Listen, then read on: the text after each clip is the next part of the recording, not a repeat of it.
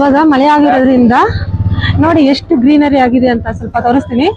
ಎಷ್ಟೊಂದು ಗ್ರೀನರಿ, ನಾವು ಹೋಗೋ ದಾರಿಯಲ್ಲಿ ಗ್ರೀನರಿ ಗ್ರೀನರಿ ಗ್ರೀನರಿ. ನಮ್ ಸರ್ ನೋಡಿ ಸ್ಪೆಕ್ಟ್ ಹಾಕೊಂಡು ಹೆಂಗ್ ಮಿಂಚ್ತಾವ್ರೆ, ಮಿರಿ ಮಿರಿ ಮಿಂಚ್ತಾವ್ರೆ. ಹೌದಲ್ಲ ಸರ್? ಪರವಾಗಿಲ್ಲ, ಈ ಮಳೆಗಾಲದಾಗ ಬೆಳಗಾಗಿದೆ ನಮ್ ಸರ್, ಪರವಾಗಿಲ್ಲ. ನಮ್ ಬೆಂಗಳೂರು ನೋಡಕ್ ಒಂಥರ ಅದ್ಭುತವಾಗಿದೆ. ಟ್ರಾಫಿಕ್ ಇದ್ರು ಪರವಾಗಿಲ್ಲ, ಆದ್ರೂ ನೋಡಕ್ ಸಖತ್ತಾಗಿದೆ ನೋಡಿ. ಈ ತರ ನೋಡು, ಗಾಡಿಗಳು ಆಟೋಗ ತುಂಬಾ ರಯ್ಯ. ವಾವ್, ಈ ತರ ಎಲ್ಲ ಸಿಗುತ್ತೆ ಹೌದಲ್ವಾ? ಎಲ್ಲ ನಮ್ ಬೆಂಗಳೂರಲ್ಲಿ ನೋಡಬಹುದು ಎಲ್ಲಾ ತರನು. ವಾವ್, ಗ್ರೀನರಿ ಗ್ರೀನರಿ ಗ್ರೀನರಿ, ಹಿಂಗೆ ಬಿಡ್ಬೇಕು ಯಾವಾಗ್ಲೂ.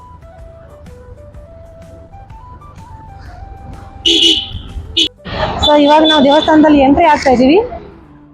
ನಾವಿರೋದು ಹಿಂದ್ಗಡೆ ನೋಡ್ತಾ ಇದೆಲ್ಲ, ಈ ದೇವಸ್ಥಾನ ಬಂದು ಶ್ರೀ ಸಾಯಿ ಮಾರುತಿಧಾಮ ದೇವಸ್ಥಾನ ಅಂತ ಹೇಳಿ.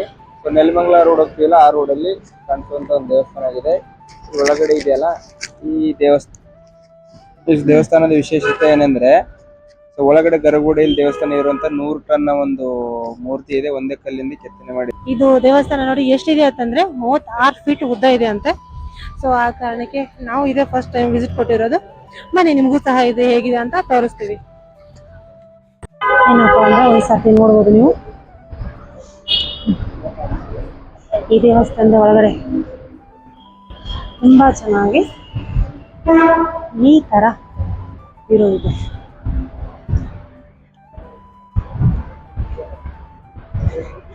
ಬಂದಿರೋಂತ ದೇವಸ್ಥಾನ ಮಾರುತಿ ಮಂದಿರ. ಯಾವುದು? ಮಾರುತಿ ಸಾಯಿ ಮಂದಿರ ದೇವಸ್ಥಾನಕ್ಕೆ ಬಂದಿರೋದು. ಇದು ಬಂದಿರುವಂತದ್ದು ಇಲ್ಲಿ ನೆಲಮಂಗಲ ಮುಂದ್ಗಡೆ ಇದೆ. ಸೊ ಇದು ಬಂದ್ಬಿಟ್ಟು ಎಂಟ್ರೆನ್ಸ್ ನೋಡಿ. ಈ ಎಂಟ್ರೆನ್ಸ್ ಬಂದ್ಬಿಟ್ಟು ಇಲ್ಲೇ ಫ್ಲೈವರ್ ಇದೆ, ಫ್ಲೈವರ್ ಮೇಲೆ ಹೋಗ್ಬೇಡಿ, ಫ್ಲೈವರ್ ಕೆಳಗಡೆ ಬನ್ನಿ, ದೇವಸ್ಥಾನ ಸಿಗುತ್ತೆ. ನೆಲಮಂಗಲ ಕಡೆ ಹೋಗೋ ದಾರಿಯಲ್ಲಿ ನೋಡಿ, ತುಂಬಾ ಚೆನ್ನಾಗಿದೆ. ಇದು ಟೈಮಿಂಗ್ಸ್ ಬಂದ್ಬಿಟ್ಟು ಇಲ್ಲಿ ಹಾಕಿದಾರೆ ನೋಡಿ. ದೇವಸ್ಥಾನದ ಸಮಯ 8 ರಿಂದ 12:30, 4 ರಿಂದ ಮತ್ತೆ 8:30 ತನಕ ಇದೆ. ಸೊ ಅದಕ್ಕೆ ಮತ್ತೆ Saturday Sunday and festival full day ಅಂತ ಕೊಟ್ಟಿದ್ದಾರೆ. ಸೊ ನೀವು ನೋಡಿ, ಬೆಳಗ್ಗೆ ಬರೋದಿತ್ತಂದ್ರೆ 8 ಗಂಟೆಯಿಂದ 12 ಗಂಟೆ ತನಕ ಬನ್ನಿ. ಸೊ ಅದಕ್ಕೆ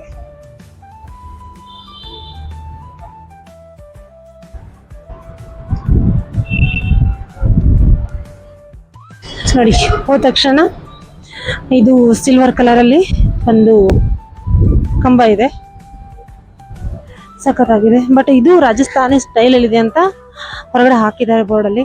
ಸೊ ರಾಜಸ್ಥಾನಿ ಸ್ಟೈಲ್ ಅಲ್ಲಿ. ಸೊ ಅದಕ್ಕೆ ಬನ್ನಿ ನೋಡೋಣ. ಈ ತರ ಸೊ ನೋಡಿ, ಇಲ್ಲಿ ಎಂಟ್ರೆನ್ಸ್ ಅಲ್ಲೇ ಶಿವನ್ ದೇವಸ್ಥಾನ ಇದೆ. ಇವಾಗ ನೀರಿಲ್ಲ, ಸೊ ನೀರು ಕಟ್ ಮಾಡಿದಾರೆ ಅನ್ಕೋತೀನಿ. ಶಿವನ್ ದೇವಸ್ಥಾನನೇ ನಿಮಗೆ ಎಂಟ್ರೆನ್ಸ್ ಅಲ್ಲೇ ಕಾಣಿಸುತ್ತೆ. ಇದು ಹಿಂಗೆ ಮುಂದೆ ಮೇಲೆ ಹೋದ್ರೆ ತೋರಿಸ್ತೀನಿ ನಿಮ್ಗೆ. ಹಿಂಗೆ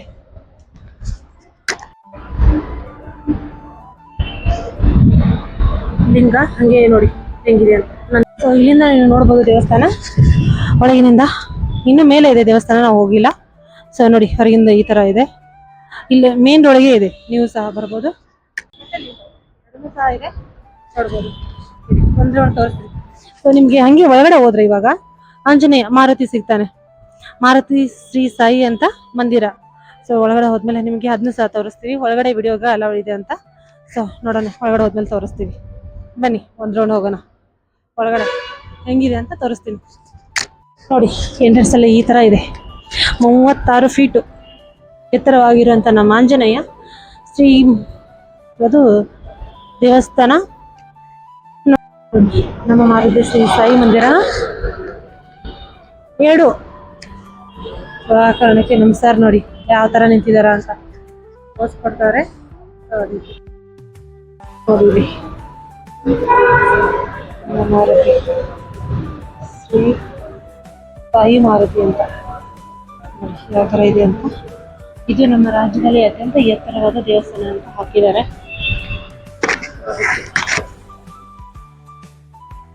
ಅರ್ಚನೆ ಮಾಡ್ತಾ ಇದ್ದಾರೆ.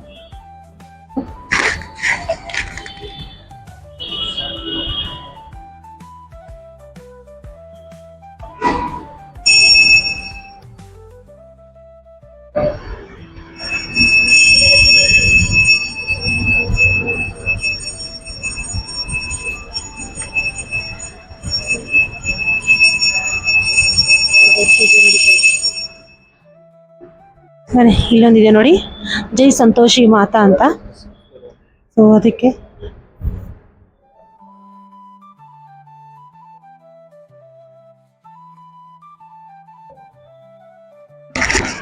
ನೆಕ್ಸ್ಟ್ ನೀವು ಬಂದ್ರೆ ನೀವು ನೋಡ್ಬೋದು ಸರಸ್ವತಿ, ಲಕ್ಷ್ಮಿ ಮತ್ತೆ ಸಲಸಾರ ಬಾಲಾಜಿ ಅಂತ ನೀವು ನೋಡ್ಬೋದು. ಇಲ್ಲಿ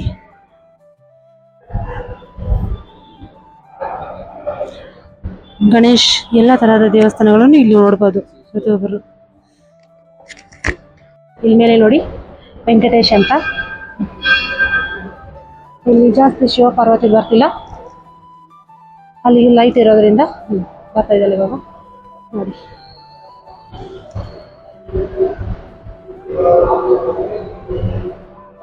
ಎಲ್ಲ ದೇವಸ್ಥಾನಗಳನ್ನು ಇಲ್ಲೇ ನೋಡ್ಬೋದು. ಹುಂಡಿನೂ ಸಹ ಇಟ್ಟಿದ್ದಾರೆ. ನಿಮ್ ಕಡೆ ದುಡ್ಡು ಇದ್ರೆ ಹುಂಡಿಗೆ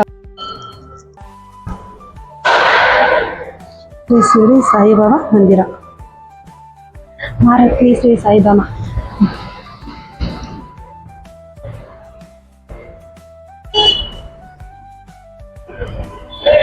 ಏನಪ್ಪಾ ಅಂತಂದ್ರೆ ಈ ದೇವಸ್ಥಾನಕ್ಕೆ ತುಂಬಾ ಒಳ್ಳೆ ಕೂಲ್ ಆಗಿದೆ ಮತ್ತು ತುಂಬಾ ಸಖತ್ತಾಗಿದೆ.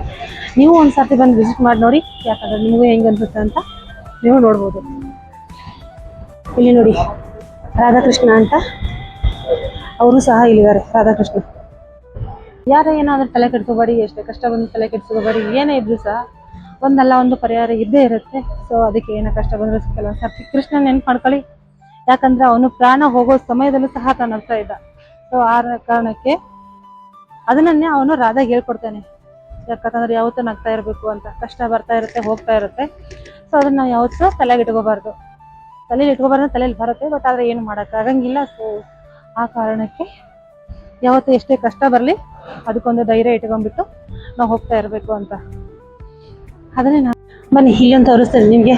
ಏನಪ್ಪಾ ಅಂತಂದ್ರೆ ರಾಮ, ಲಕ್ಷ್ಮಣ, ಸೀತೆ ಅಂತ ನೋಡಿ. ಇವ್ರು 3 ಜನನು ಜೊತೆಯಲ್ಲಿ. ಇವ್ರು 3 ಜನದಿಂದ ಏನ್ ತಿಳಿಯುತ್ತೆ, ನಮ್ಗೆ ಎಷ್ಟೇ ಕಷ್ಟ ಬಂದರೂ ಸಹ ಜೊತೆಯಲ್ಲಿ ಅಣ್ಣ, ತಮ್ಮ ಮತ್ತೆ ಹೆಂಡತಿ 3 ಜನ. ಯಾರು? ರಾಮ, ಕೃಷ್ಣ ಮತ್ತು ಸೀತೆ 3 ಜನನು ಎಲ್ಲೇ ಹೋದ್ರು, ಕಾಡಲ್ಲಿ ಹೋದ್ರು ಸಹ 3 ಜನನು ಜೊತೆಯಲ್ಲೇ.